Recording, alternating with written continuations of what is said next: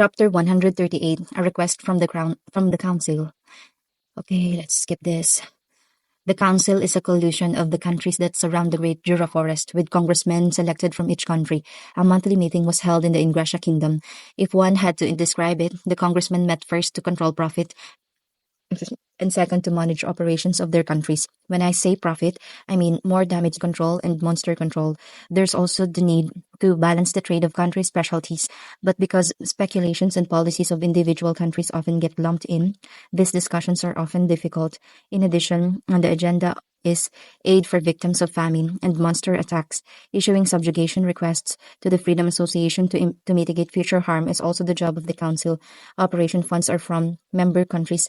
The amount they pay is proportional to the country's size. Along with this financial burden is the opportunity to increase the number of one's congressmen. In other words, gain more say in the council. For example, a large country would need to pay 3 times as much but send 3 times as many congressmen. This doesn't have a direct effect on one's nation, but does allow a country to show off its power. As one's voice in the council increases, so does the opportunity to get preferential treatment. Thus, even though one would profit from the meeting itself, there is profit to be made there. There is also a minimum membership fee failing to meet, which results in expulsion. Expulsion means no help during emergencies, a death sentence for smaller countries. The decision to expel a member is also made by the majority, which simply solidify the power of the larger countries. Membership fees are expensive, and the largest farmers' kingdom was recently destroyed. And then there was the recent case regarding the Freedom Association. As such, it's natural for the council to panic a bit. And now terrible news have reached the council. There's movement in the Eastern Empire. This was enough to throw the council into full-blown panic. The council, currently amidst succession and confusion. Recession? The council, currently amidst recession and confusion, was faced with a danger capable of eliminating every country. The one who summarized the situation was the Ingrassia Kingdom's congressman. For the kingdoms to be in a disarray just as empires beginning to move, this might be the worst-case scenario. To the royalty and legislator of each nation, this was a self-evident truth. If a certain small nation were to submit to the emperor's scheme, the other nations would follow in suit. At that time, the remaining countries' defeat would be all but certain. 3 years ago, smart countries had already begun preparations in response to the Eastern Empire's movement. However, matching the empire's military might with their own did not go well. Therefore, the main agenda of the day was the formation of an alliance against the empire. That day's agenda was looking rough. Amongst them was the chairman of the Freedom Arbitration Committee, was Hinata Sakaguchi. While a large country can sustain a standby army, a small country cannot afford to do so in times of peace. While hiring mercenaries at times of war has been a common practice, with every nation stockpiling fighting power simultaneously, they simply run out of people to hire. Thus, some of them suggested that every nation should send a portion of their fighting power to form a private army under the direct control of the council. In other words, aside from the parliament guards, the council should also have an army. During times of peace, they would be used for patrolling and monster countermeasures. Now that the Freedom Association is no more, it should be possible to hire adventurers as soldiers through the Freedom Arbitration Committee. What do you think? This proposition was also the main topic of today's conversation.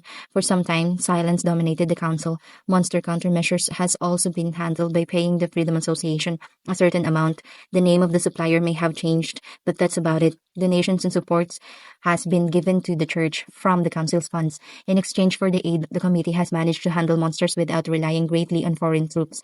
As a result, monsters' damages has been greatly lowered as compared to previously. Editor's note, you sure it's not just the monsters and the church in cahoots? Thus, the congressman demanded people to patrol and the permanent standing army.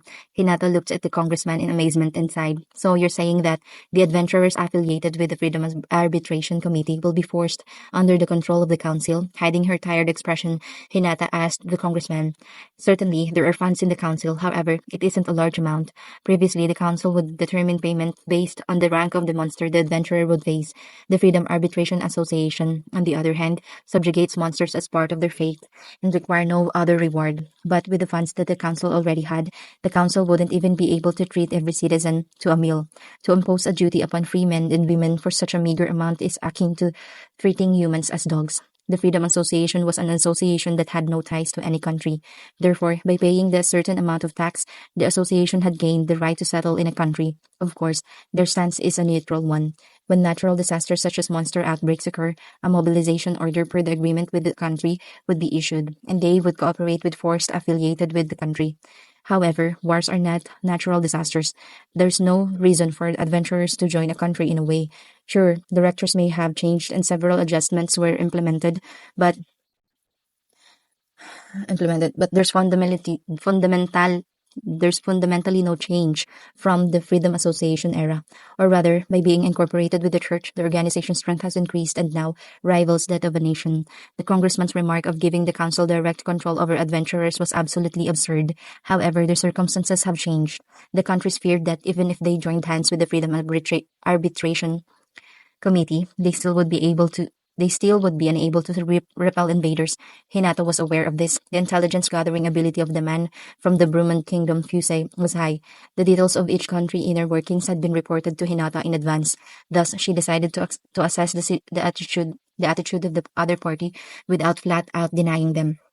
As if facing a roaring waterfall, Hinata watched a portion of the legislators nod vigorously and, precisely as legislator Giaban mentioned, it is natural for us to unite and face an unprecedented danger. We presume the association agrees. 'Tis true, a good plan. As the arbitration committee, you can't overlook this crisis either, can you? It's natural for fellow humans to cooperate, wouldn't you agree? And so on. Probably through a secret agreement, murmurs of approval rose simultaneously. Not everyone was included. However, there were no objections from the rest of the legislators. Besides, having trouble with commandering at times of war was a problem many countries shared, so many probably expect a prompt rejection, but can't help but try to get some free soldiers this way. But it all proceeded brilliantly within Hinata's expectations, and in lieu with the evidence. Now then, what to do? Hinata thought, or rather the answers a given, accept or reject. It's easy to flat out reject them. To begin with, they're on equal footing. They can't be forced to accept. Sure, the point is to protect each other, but this is nonetheless a relation of give and take.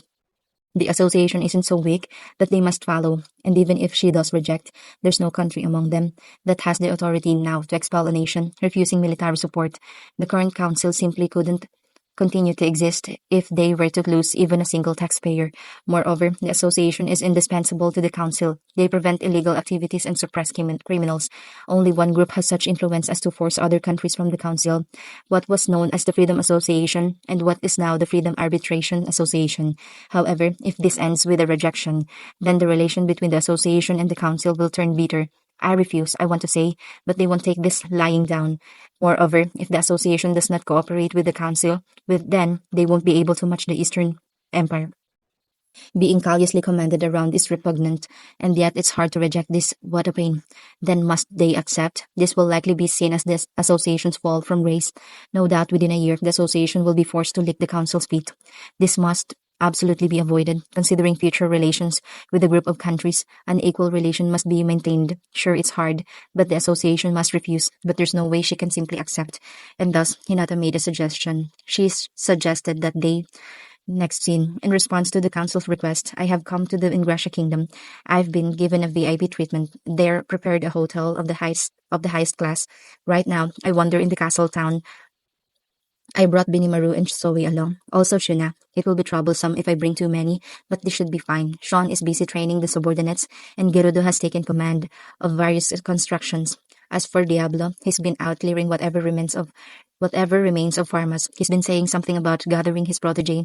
Whatever that means. Well, they'll come immediately if I call them, and it's not like there's work for them to do here. So I let them do as they please, and that's why the four of us traveled to the Ingrassia Kingdom. We've looked around at various shops, and Shuna was especially interested in window shopping, the latest clothes and decoration. Benimaru has been acting vigilantly as my guard.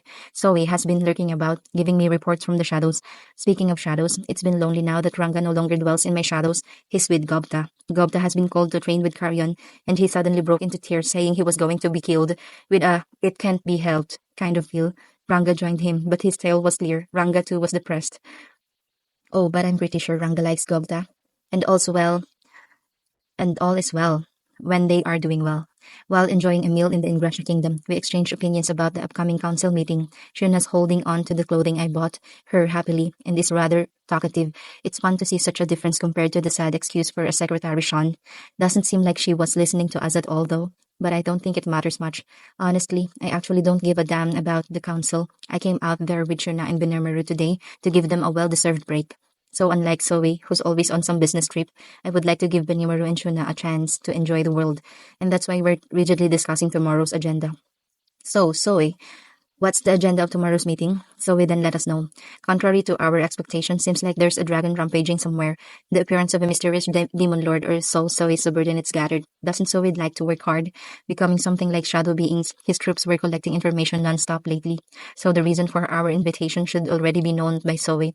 And by now, everyone knows that I rely on Zoe for info gathering. Well, we've already got the gist of it. We relied on records of country strengths and our own hypothesis. Spare us the details. So why were we invited?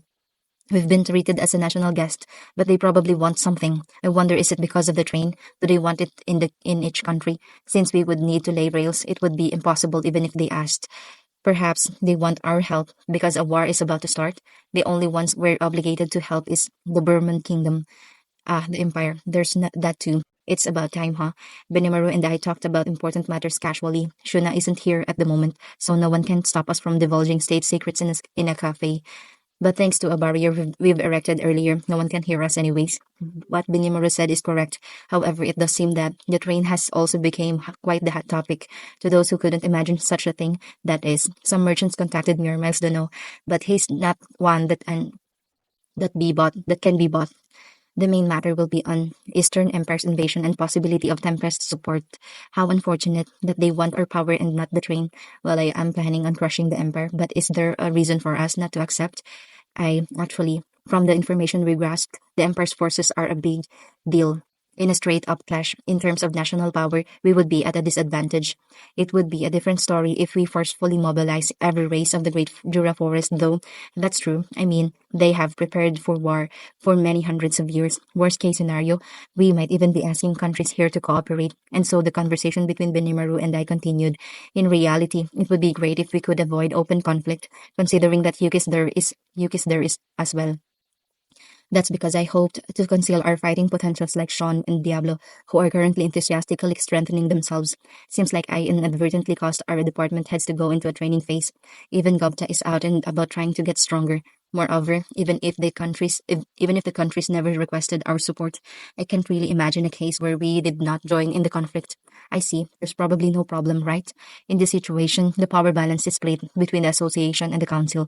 The council reflects the nobles' opinions, while the association defends the interest of the commoners. The council pushed to command their the council pushed to command their adventurers, and Hinata proposed to utilize the strength of Tempest instead. Huh? They want to use us? Yes, using us. However, since we've been recognized as a country, our forces will be left to our own discretion. In other words, ho ho, I see. Isn't it fine? Wait, how is that different from just being used?